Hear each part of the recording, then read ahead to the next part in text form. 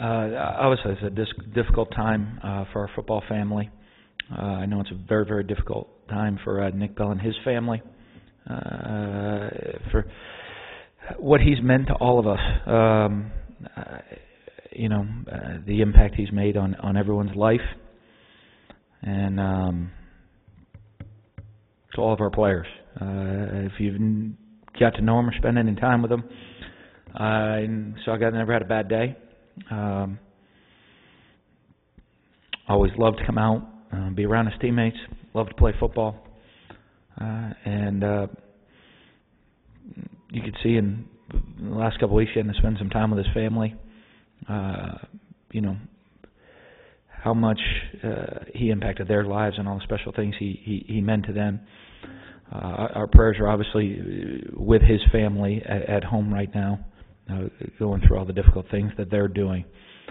Our football team, I know, is hurting right now, learning how to cope. We have a lot of young men, 18 to 22 years old, that are learning how to deal with a grief like this for their first time. And our coaching staff, we're trying to be there for them. In this football family, Nick was a son, and he was a brother to everybody in this football family. And I know he's looking down on us right now. I'm sure he's already been picked on a team up in heaven to be playing football, the game that he loved. We went out today practice. That's the sanctuary. That's a sanctuary for our coaches, for our players, for our football family to be on that field together, doing the thing we love most, doing the thing I know Nick Bell loved the most. And kind of felt good to sweat out some of the feelings and the emotions that are inside.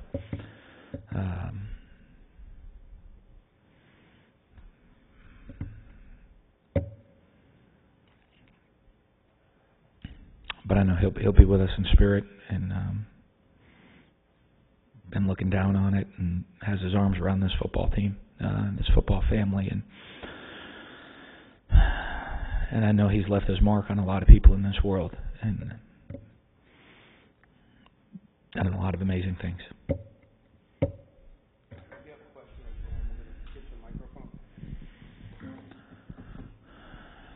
Dan, how hard was it out there at practice today? What you called it, the sanctuary? Is it therapeutic? Or?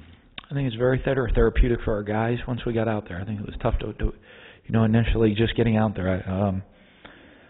But I know you go through, we told our team there's no right or wrong way to feel or right or wrong way to act right now.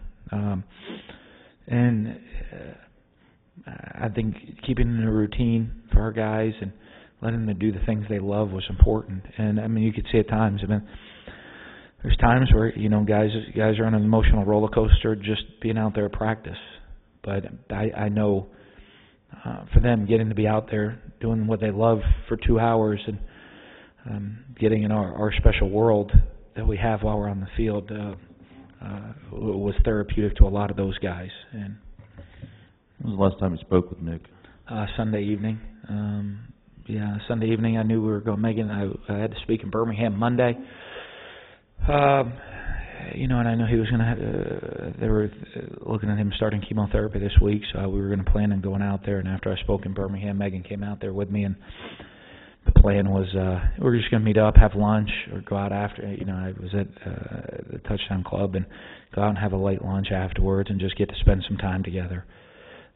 Before that happened, and I know his mom called Megan later Sunday evening saying that they were rushing him over to the hospital. Dan, I hate to ask this, but have you ever lost a player before? We have. Lost our scouting quarterback of mine at the University of Florida. Was killed in a motorcycle accident during our bye week. There, a very tough thing to deal with. Very, very hard. Very hard for our players. I try to put a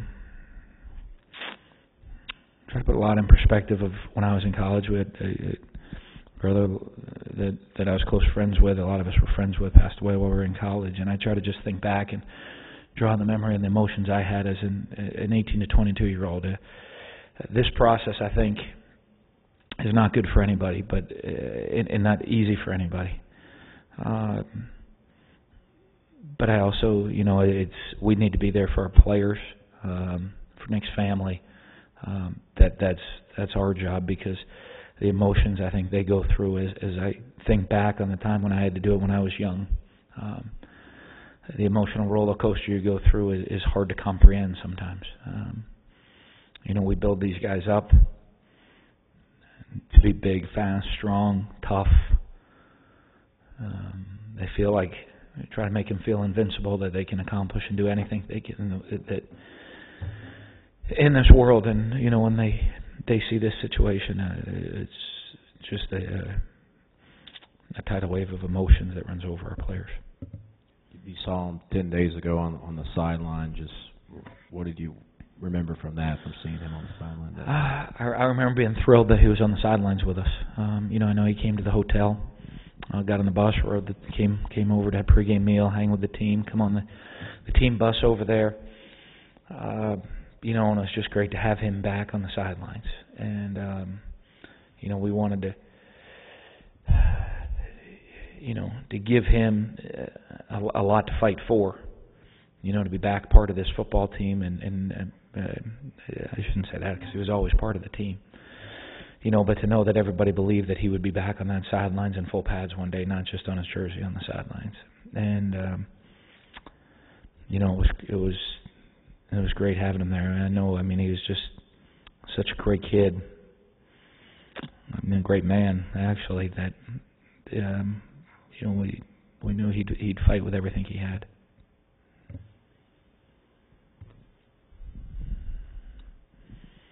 I know last night, I guess, a busload of y'all went over to Birmingham. How did that go? And do you think the players got something from that to be able to make that trip? Yeah, I went over there during the day. We stopped by the hospital to see the family, and after visiting with them, I didn't want to wait. We called back over here, and originally we were going to try to go this morning with the team. And after leaving the hospital, I thought, that's not fair.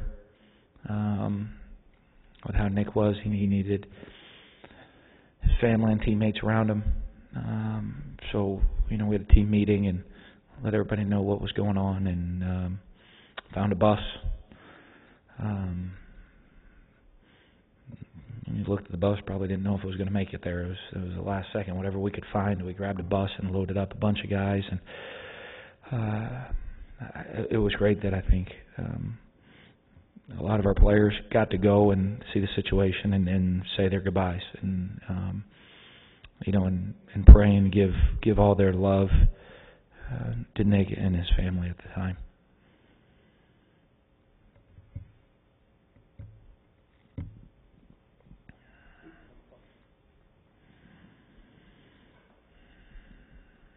What did the doctors tell you, or what do you know about exactly what occurred and why it maybe worsened the way it did?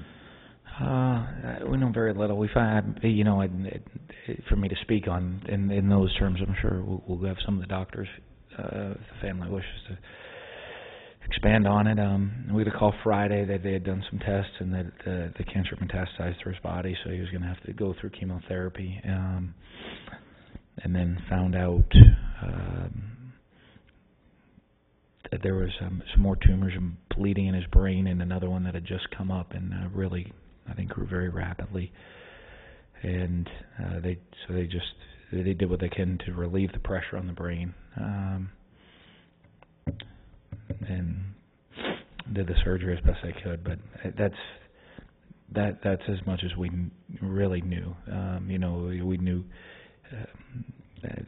The doctors didn't get into specifics with me. They just said it didn't. The outcome didn't look good. He was unconscious by the time you arrived there Monday? Yes. Okay. I know it's early, but you guys have anything in plans to kind of honor him? We're going to discuss it with the family, and I know probably tomorrow sit down and we'll have a discussion with the family and come up with several different ways that we feel the best honor Nick and see what the family wishes to do.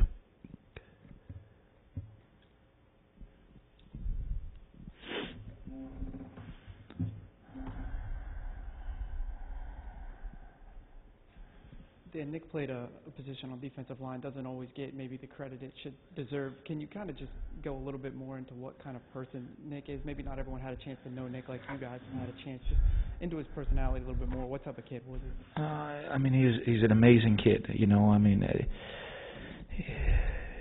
Coach Bellis and I were talking and just said, you know, it's amazing. He never came in having a bad day. Never came in upset.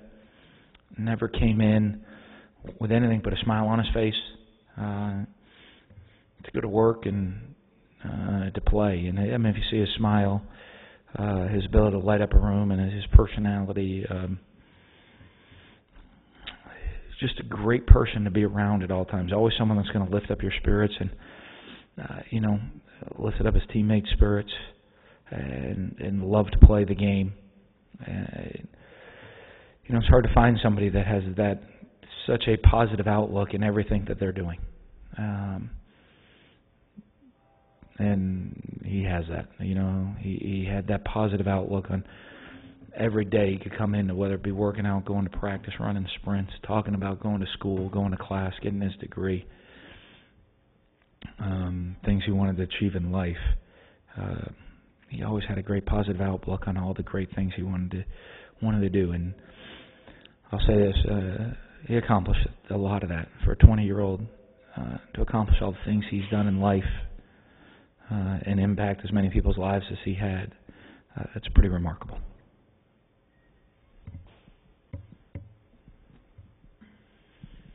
What did you see from Nick, just his demeanor during this whole process after the mask was discovered and removed? You know what?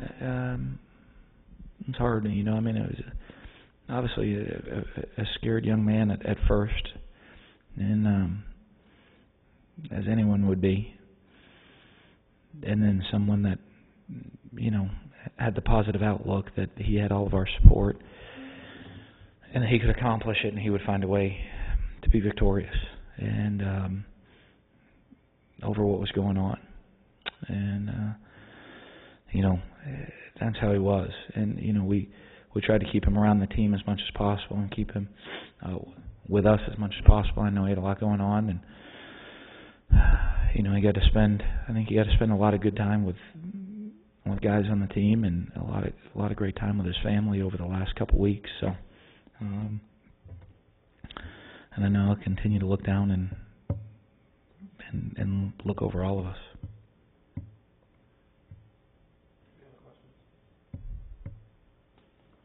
Thanks.